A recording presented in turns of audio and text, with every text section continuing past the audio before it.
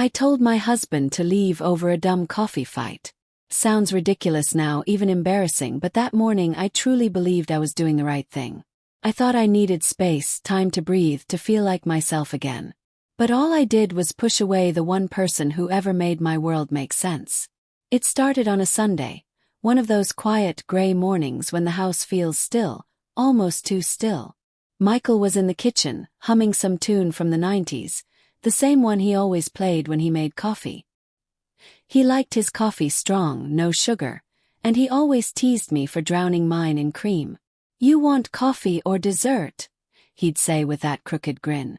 Normally, I'd roll my eyes and laugh it off. But that morning I didn't laugh. I was already in a bad mood. I barely slept, my head pounding from a week of stress. Work deadlines, bills, and the never-ending noise of life. It all built up like pressure in a sealed jar. When he joked about my coffee, something inside me snapped. "You know what, Michael?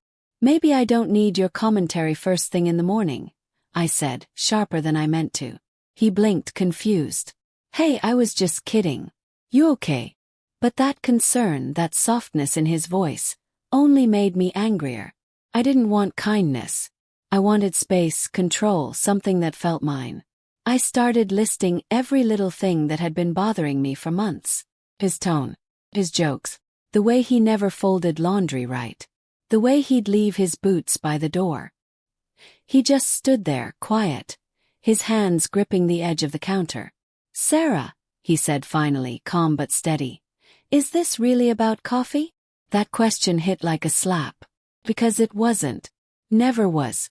But instead of admitting that, I threw the final punch. "Maybe you should just go, Michael. Seriously. I need space." For a second he didn't move. Then he nodded slowly, like he'd been expecting it. He didn't argue, didn't beg, didn't slam the door. He just grabbed his jacket, poured the rest of his coffee into the sink, and left. And that silence that followed. It was suffocating. I told myself I'd feel relieved. That I'd spend the weekend doing all the things I couldn't do with him around. Sleeping in, watching whatever I wanted, not answering to anyone. But the house felt colder than I remembered. The walls echoed. Even the creak of the floorboards sounded lonely. By evening I kept checking my phone, waiting for a text that didn't come. I told myself I didn't care. That this was the space I wanted. But every minute that passed, I felt the weight of my words pressing harder on my chest. That night, I found his coffee mug still sitting in the sink, the one with the chipped handle that he refused to throw away. I picked it up and just stared at it. I remembered how he'd hold it with both hands every morning, like the world could wait until that first sip. And for the first time, I wondered if I'd just made a mistake I couldn't undo. The next day I tried to stay busy. I went for a walk, did laundry, cleaned the kitchen. But everything felt off. His jacket wasn't hanging by the door. His toothbrush was gone. His shoes, the ones that always annoyed me, were missing too. The emptiness was too neat, too quiet. When I opened the fridge, I saw the carton of milk he'd bought the night before, half full. He always teased me for never checking expiration dates, and I caught myself smiling through the ache. I didn't realize it yet, but that was the first crack in the armor of my pride. By Tuesday, I couldn't take the silence anymore. I drafted a text. "Hey, can we talk?" and deleted it. Then typed again. "Hope you're okay." Deleted that too. Every version sounded wrong. I wanted to reach out but didn't know how to undo the damage. It's strange how you can live with someone for years, share a bed, share your fears, and yet realize you don't really know what silence feels like until they're gone. That night I couldn't sleep. The pillow still smelled like his cologne, cedarwood and something faintly sweet. I pressed my face into it and finally broke. The tears came hard, hot, and merciless. I wasn't angry anymore. I was terrified. Because I was starting to understand something I hadn't before. Space doesn't heal if what you really need is closeness. The next morning, I woke up to sunlight bleeding through the curtains, warm and cruel. It was one of those mornings that should have felt peaceful, but instead it mocked me. Every corner of the house whispered his absence. His mug, his slippers, the way he'd hum while shaving, all gone. I sat on the couch holding my phone again. My thumb hovered over his contact name, Michael Speech Balloon. I wanted to call, but what would I say? Hey, remember that coffee fight that ruined everything? No apology felt big enough for the emptiness I'd created. By Wednesday, the quiet started eating at me. I caught myself replaying every argument we'd ever had, realizing most of them started with something small. Dishes, groceries, work stress. The things couples fight about when they've forgotten they're on the same side. I remembered one night months ago when we sat on the porch drinking coffee at midnight. I told him I felt invisible lately, that life felt like a loop. He reached for my hand and said, "Then let's find a way to make it new again." I'd smiled, but I never really tried.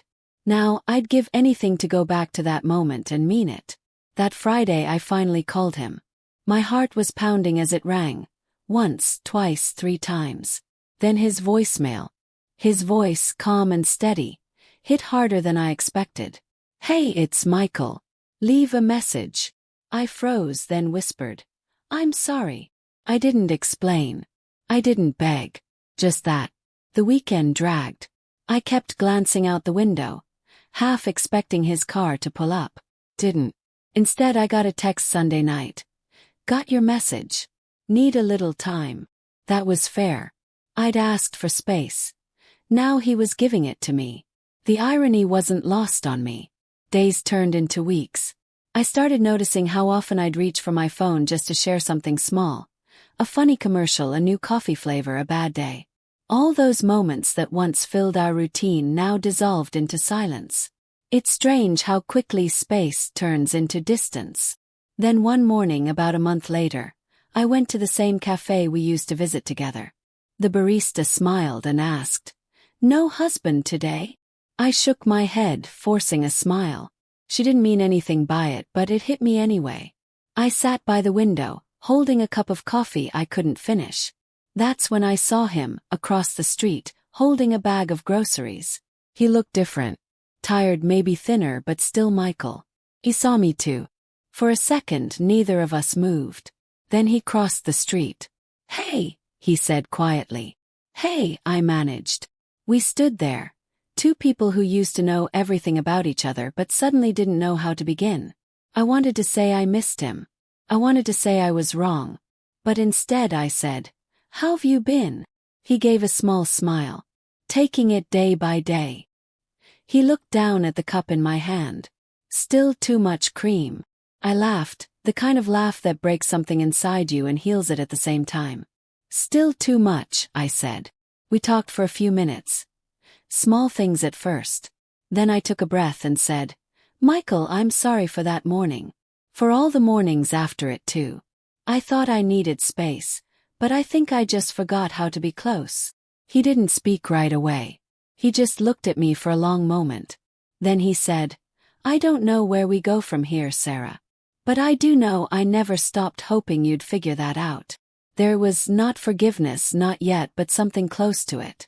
We walked together to his car. The silence between us wasn't heavy anymore.